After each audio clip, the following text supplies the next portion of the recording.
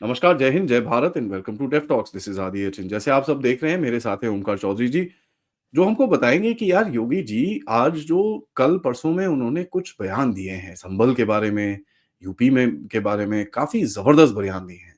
उनको थोड़ा समझने की ज़रूरत है, क्योंकि योगी जी के जो बयान हैं, वो आपको एक तरह से यूपी और मेरे हिसाब से, अब ये सवाल मैं सर से पूछूँगा, जो मैंने पहले भी इस चैनल पे बोला है, ये एक एसओपी सेट हो रही है देश के लिए। स्टैंडर्ड ऑपरेटिंग प्रोसीजर बोलते हैं जिसको, ये देश के लिए सेट हो रहा है।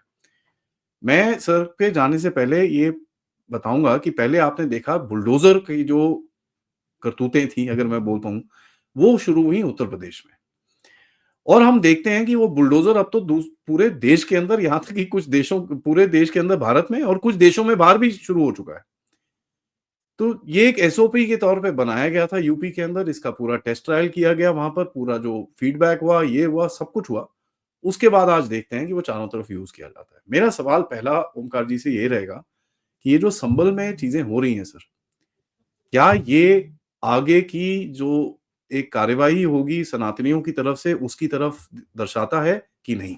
नमस्कार sir, thank you so much. बहुत धन्यवाद आदि जी याद करने के लिए, और आपके सभी दर्शकों को भी मेरा नमस्कार। देखिए, बहुत सर, महत्वपूर्ण सवाल आपने खड़ा किया है, और ये इसलिए भी अहम है कि हमें थोड़ा-सा पीछे जाना पड़ेगा, मुगल काल में जाना पड़ेगा। और ये तो हम जानते ही हैं कि करीब-करीब 600 साल की तो हमारी जो गुलामी का पीरियड है, वो मुगलों के टाइम का रहा है। विदेशी आक्रांताओं ने किस तरीके से हमारे देश को लूटा है, और जो हमारी समृद्धशाली, गौरवशाली विरासत थी, जो हमारे मंदिर थे, उनको किस तरीके से समय-समय पर अटैक किया है, और उनके ऊपर बेशर्मी के साथ अपने मस्जिद और दूसरे जो उनके आस्थान हैं, उनका निर्माण किया है। और अब वो सारी चीज़ें निकल कर के सामने आ रही हैं। 600 साल का पीरियड वो, जब विदेशी आक्रांताएँ आए, उन्होंने हमारी धरोहरों को, हमारी विरासत को नष्ट-भ्रष्ट किया, हमारे देश को लूटा, जो कभी सोने की चिड़िया कहलाती थी। और उसके बाद फिर अंग्रेजों का, ईस्ट इंडिया कंपनी का, और फिर उसके बाद 1860 से 1857 के बाद से ही समझ लीजिए कि ताज का जो राज था वो शुरू हुआ, ब्रिटिश एम्पायर का यहाँ पर शासन शुरू हुआ। तो कुल मिलाकर के हम करीब-करीब 800, सवा 800 साल विदेशी मानसिकता, विदेशी दास्ता में रहे। और वो जो इतने लंबे पीरियड तक, जब कोई देश, कोई समाज, कोई संस्कृति, कोई सभ्यता इस तरीके से दूसरों की गुलामी के लिए अभिशप्त कर दी गई हो, तो उससे उभरना अपने आप में एक, मैं कहूँगा कि एक बहुत बड़ा जो है टास्क भी होता है, और एक बहुत बड़ी जिजीविषा की ज़रूरत होती है उसके लिए। अभी मोदी जी कर रहे हैं, योगी जी कर रहे हैं, और कुल मिलाकर के जो आरएसएस का भी पूरा एक फ़लसफ़ा है 1925 से निर्माण के बाद से, वो ये है कि जो भारतीय संस्कृति है, उसको पुनर्स्थापित किया जाए, लोगों के भीतर एक विश्वास पैदा किया जाए, और जो इस गुलामी के कारण कहीं विकास की मुख्य धारा से दूर रह गए हैं, अलग-थलग हो गए हैं, जिनकी तरफ ध्यान नहीं दिया गया है, उनको भी आगे लेकर के आया जाए। कुल मिलाकर के प्रयास तो यही है। और हम देख रहे हैं आदि जी के 2014 से एक गुणात्मक बदलाव हो रहा है हर क्षेत्र में। मैं ये नहीं कह रहा हूँ कि बहुत एकदम क्रांति आ गई है, या हम बिल्कुल गरीबी से उबर गए हैं, या अब हम विकसित देशों की पाँत में जाके खड़े हो गए हैं। ये रातों-रात होगा नहीं। इसके लिए समय लगना ही लगना है। लेकिन जो एक गुलामी की मानसिकता है, जिस तरीके से हमें दबाया गया, जिस तरीके से हमें कुचला गया, जो हमारी पहचान थी उसको नष्ट-भ्रष्ट करने की कोशिश की गई, और जो हमारे आस्था के केंद्र थे उन्हीं को निशाना बनाया गया। उन्हीं की दीवारों पर अपनी मस्जिदें खड़ी करके हमको चिढ़ाया गया। वो ज्ञानवापी हो, चाहे संभल का सारा जितना भी इस समय अब खुद रहा है और निकल रहा है, वो एक गौरवशाली हमारा अतीत रहा हो। तो कुल मिलाकर के कहने का आशय ये है कि संभल में जो कुछ योगी जी कर रहे हैं और जिस तरीके से वहाँ अब चाहे जिला पुलिस हो, जिला प्रशासन हो या शासन हो, खुद मुख्यमंत्री हों, उनके दिशा निर्देश में जो अभियान शुरू हुआ है, वो मुझे लगता है कि रुकेगा तभी जब एक-एक हमारी सभ्यता और संस्कृति के जिन प्रतीकों को, जिस समृद्धशाली विरासत को मिट्टी में दबा दिया गया था, जब वो सारी की सारी निकल कर के सामने आ जाएगी, ना केवल हमारे आपके यानी देशवासियों के, बल्कि पूरे विश्व समुदाय के सामने आ जाएगी। हम ये ना भूलें कि विष्णु जी के जो 10वें अवतार हैं कल्कि, उनके बारे में ये भविष्यवाणी है कि वो संभल में ही अवतार लेंगे। और अगर ये एक भविष्यवाणी है, तो टारगेट जानबूझ करके संभल को किया गया। और ये उस काल में ही टारगेट नहीं किया गया है जब हरिहर मंदिर को तोड़ करके शाही जामा मस्जिद उसके ऊपर आयत कर दी गई। उसके बाद भी ये साजिशें जारी रही बहुत लंबे समय तक। बहुत पीछे ना जाएं तो 1978 की जिस घटना का उल्लेख योगी आदित्यनाथ ने सदन के भीतर खड़े होकर के किया था, केवल हम उस पर अगर ध्यान फोकस करें तो हमें पता लगेगा कि ये साजिशें तब भी रची गई थी, आज के इस दौर में भी रची जा रही हैं। जब हिंदुओं के एक बड़े समुदाय को जब दंगे भड़के संभल में, तो हिंदू कम्युनिटी के बहुत सारे लोग एक बिल्डिंग में इकट्ठा हो गए थे। उनको वहीं पर जिंदा जला दिया गया था और उसके बाद से संभल में बहुत बड़े पैमाने पर और तेजी के साथ पलायन हुआ था। जो मुस्लिम बाहुल्य इलाके हैं वो सारे खाली हो गए थे और उसका नतीजा ये हुआ कि जब वहाँ हिंदू बचे ही नहीं, तो कोई पुजारी भी उन मंदिरों की देखभाल करने के लिए, साफ-सफाई करने के लिए, वहाँ दीपक जलाने के लिए, वहाँ सुबह-शाम आरती करने के लिए तैयार ही नहीं हुआ, वहाँ रुका ही नहीं। और हमने देखा है 3 मंदिर तो जिनका अभी जीर्णोद्धार हुआ है, उनमें साफ-सफाई हुई है, उनमें अब दीपक जल रहे हैं, उनमें हवन पूजन हो रहे हैं, सारे काम हो रहे हैं। और बहुत सारी बावड़ियाँ और बहुत सारी दूसरी जो हमारी विरासत है, अभी चंदौसी में ही एक गाँव में 125 एकड़ ज़मीन में 125 बीघा ज़मीन में एक पुराना मंदिर, करीब 250 साल पुराना मंदिर और उसके आसपास की पूरी जो एक वो एक अ, उसके भवन होते हैं, वो सारी चीज़ें अब पाई गई हैं और ग्रामीणों की शिकायत के बाद, ग्रामीणों की सूचना के बाद अब प्रशासन जो है वहाँ भी जाकर के जो अवैध कब्जे हो गए थे उनको हटा रहा है। तो मुझे लगता है कि ये एक सही दिशा में बढ़ाया गया कदम है। और एक बात और कह कर के मैं बात पूरी करूँगा आपके प्रश्न के उत्तर में, ये संभल से बस शुरुआत है। उत्तर प्रदेश में भी और देश के भी अलग-अलग हिस्सों में ऐसी बहुत सारी विरासतें हैं जिनको नष्ट-भ्रष्ट किया गया है, जिन पर अवैध कब्जे किए गए हैं और बाद में उनको कई जगह तो बेशर्मी के साथ वक्फ की ज़मीन तक बता दिया गया।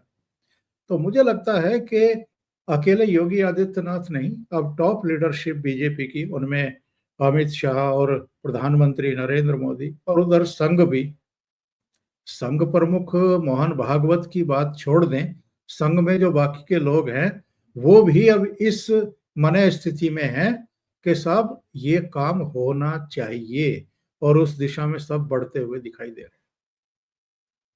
सर, संघ प्रमुख की आपने बात करी, मैं ज़रा उसके बारे में पूछता हूँ आपसे। उनका एक स्टेटमेंट आया था कि भई हमको ये सब नहीं करना चाहिए। लेकिन जैसे ही वो स्टेटमेंट आया 2 दिन के बाद जो आरएसएस की जो अपनी वो क्या उनका जो न्यूज़पेपर है उसके अंदर कहा गया कि भई ये करे बिना तो कुछ हो ही नहीं सकता।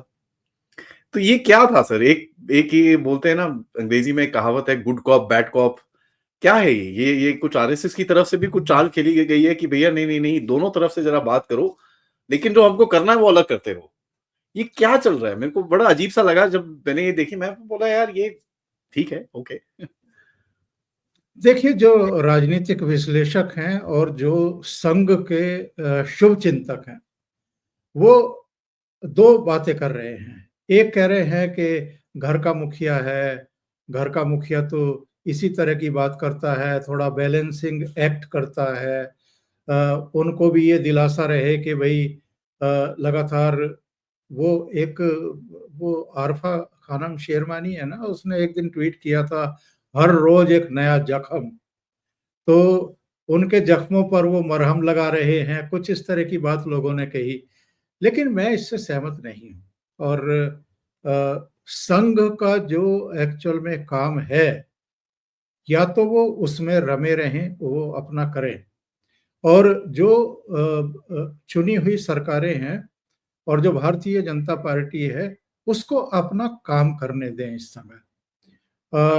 सेकंड थिंग इसमें ये है कि साहब, ये जो इधर संघ प्रमुख को एक बीमारी लगी हुई है कि वो बयानबाजी करते हैं, ऑन कैमरा बयानबाजी करते हैं। संघ में ऐसा कभी हुआ नहीं है, ये पहली बार हम देख रहे हैं कि जो संघ सर संचालक होते हैं, वो मीडिया को कभी इंटरव्यू भी नहीं देते थे। मीडिया को कभी अपने कार्यक्रमों की कवरेज की अनुमति भी नहीं देते थे। बंद कमरे में एक तरीके से कैमरा मीटिंग होती थी, वहाँ पर मीडिया का एक्सेस नहीं होता था। ये पहले सरसंघ प्रमुख हैं साहब, जो इंटरव्यू भी दे देते हैं, जो सार्वजनिक कार्यक्रमों में मीडिया को भी अनुमति उनकी खुली रहती ही है।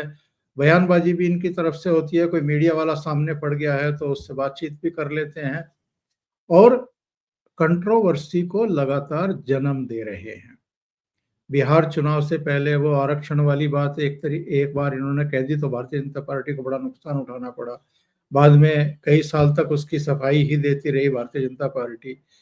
फिर इन्होंने आरक्षण पर थोड़ा बोलना बंद किया या बाद में थोड़ा-सा उसको भी संतुलित करने की कोशिश की कि तब तक आरक्षण दिया जाना चाहिए जब तक कि सबको इसका लाभ ना मिल जाए।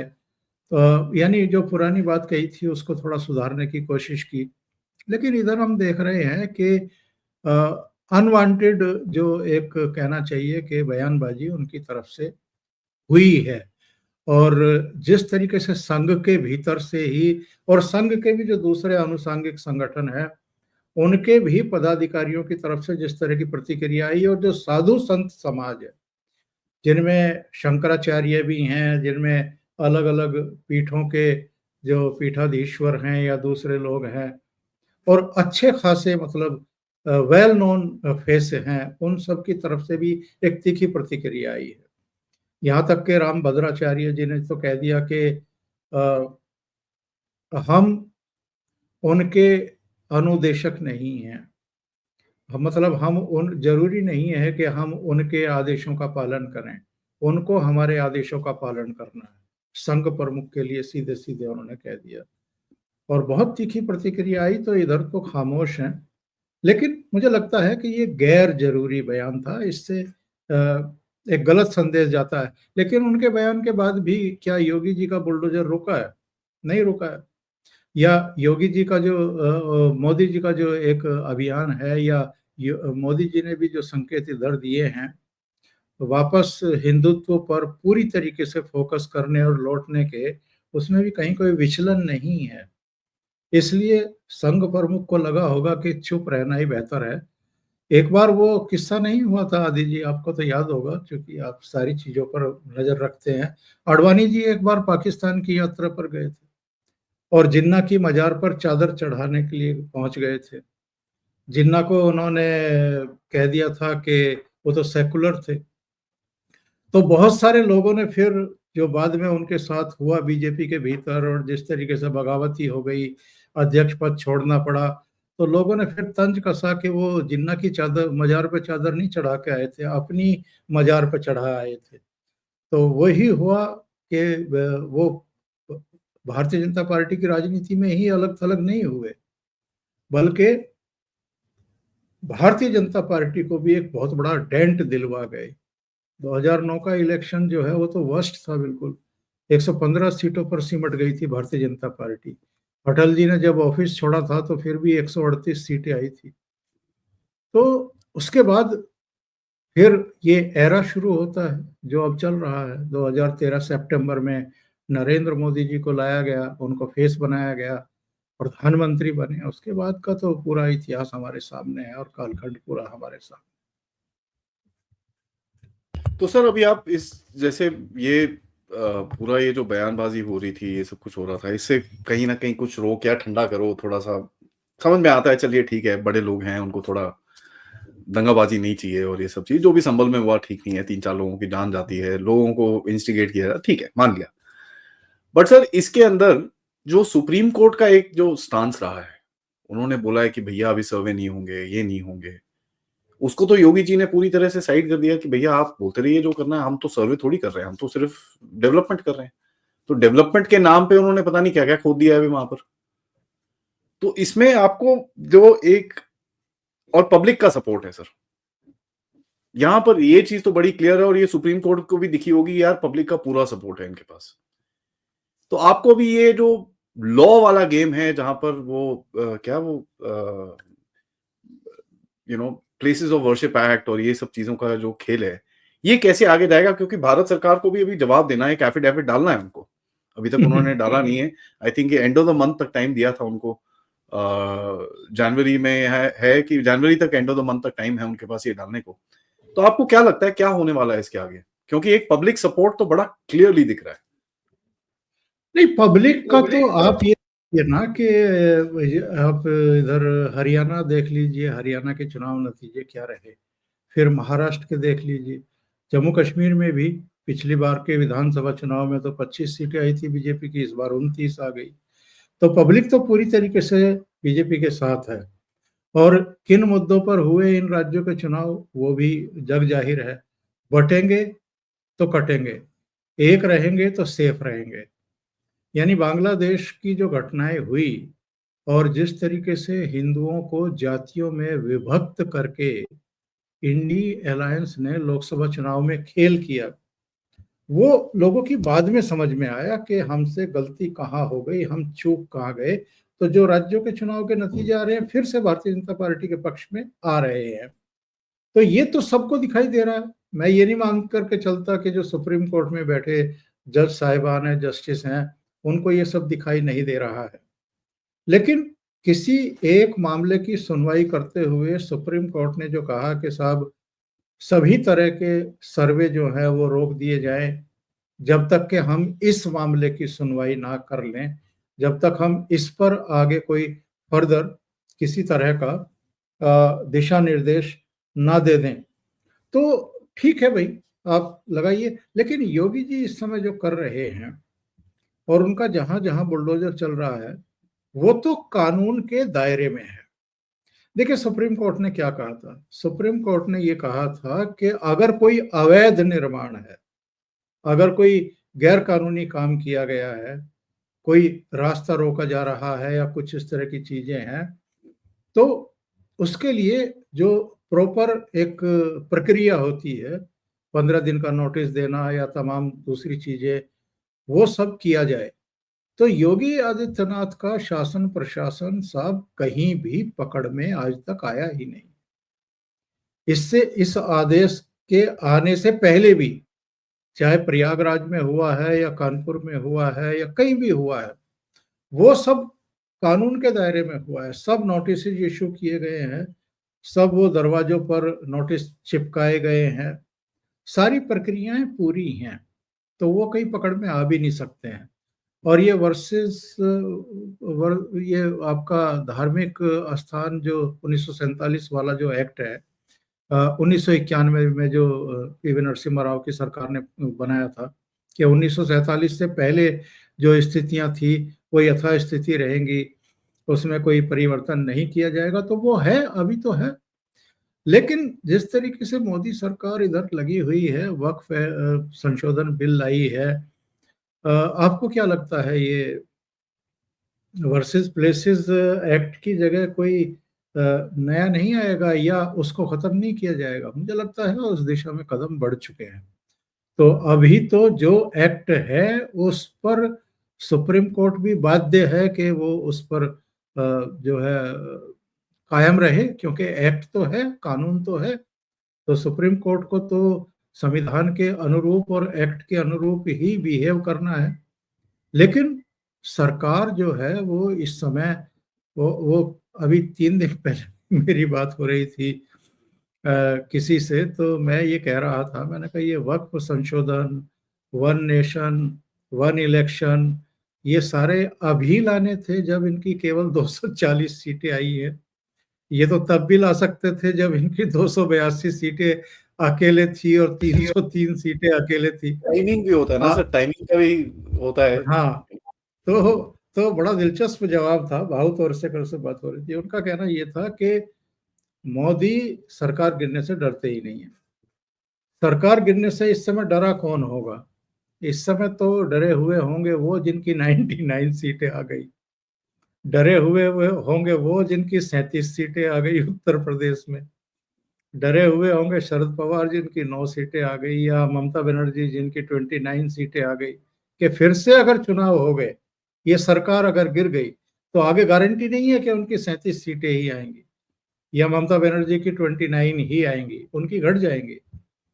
तो इसलिए नरेंद्र मोदी जो हैं वो लगे हुए हैं।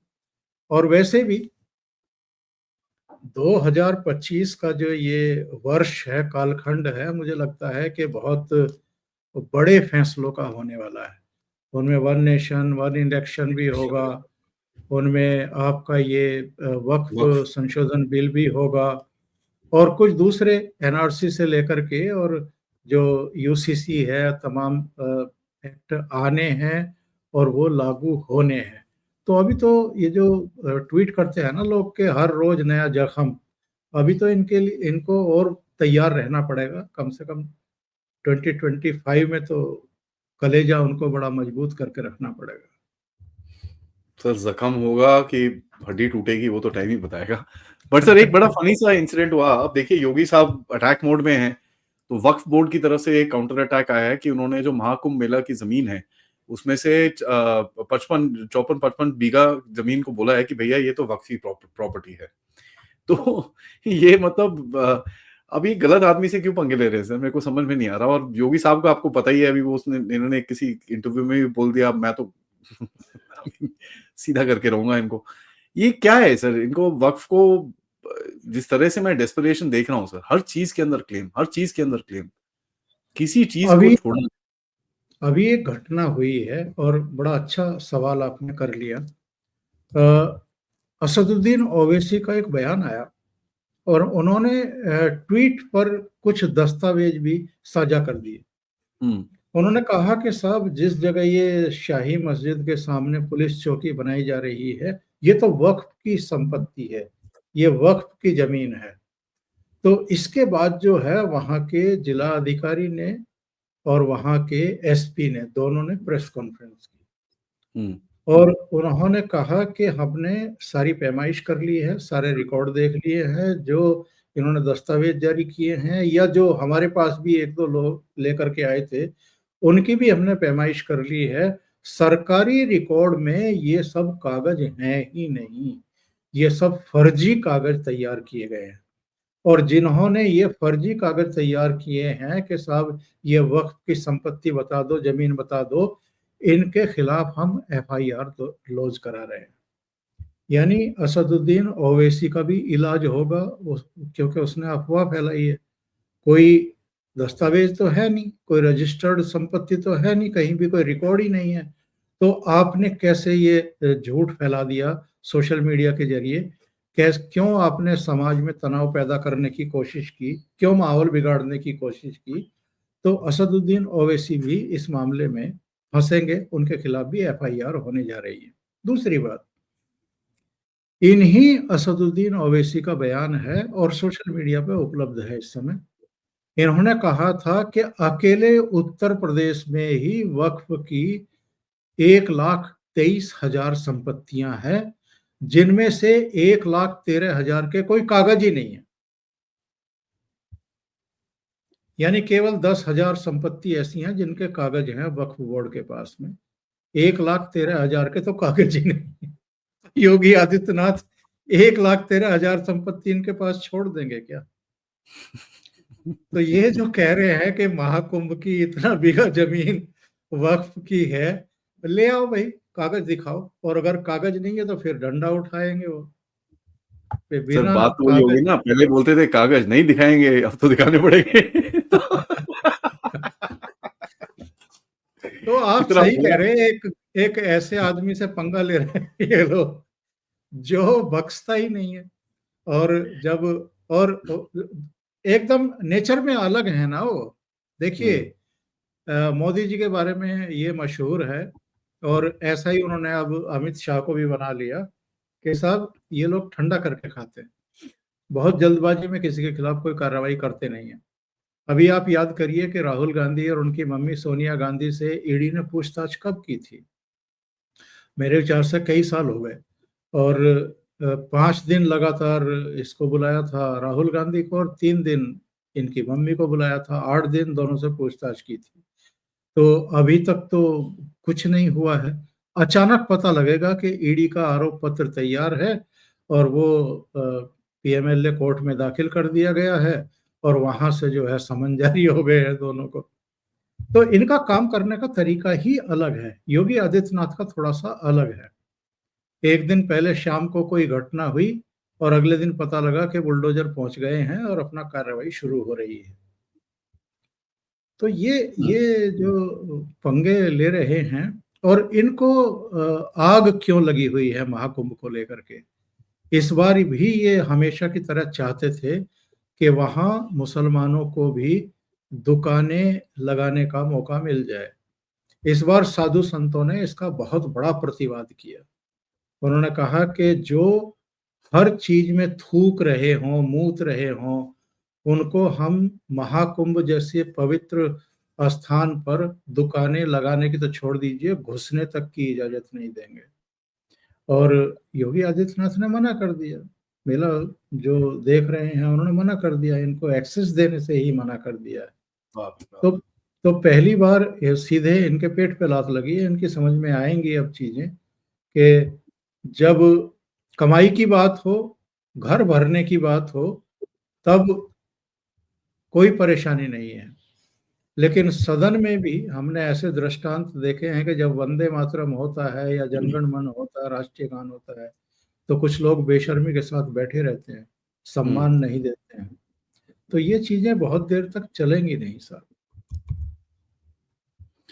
आखिर में मैं सर आपसे ये पूछूंगा कि देखिए, जो एक एक देश के अंदर एक बैलेंस तो बना के रखना ही पड़ता है। और अभी तक जो पूरा आरएसएस की तरफ से, जो हिंदुत्व फोर्सेस हैं उनकी तरफ से ज्यादा कंसंट्रेशन रहा है इस्लामिक फोर्सेस के ऊपर सर। जो रेडिकल इस्लाम है उसके ऊपर काफी हद तक कंसंट्रेशन रहा है। एक जगह जो मिस करते हैं सर हम लोग, जो है वो क्रिश्चियन कन्वर्जन। और जिस तरह से वो देश के अंदर फैल रहा है, पंजाब में देखिए तो मतलब शर्म ही आ जाती है। वहां पर तो यीशु यीशु बल्ले बल्ले की रैली निकलती है वहां पर। तो मैं कुछ पंजाबियों से बात कर रहा था जो सीधे सारे पंजाबी हैं, कहते हैं सर शर्म आ गई हमको।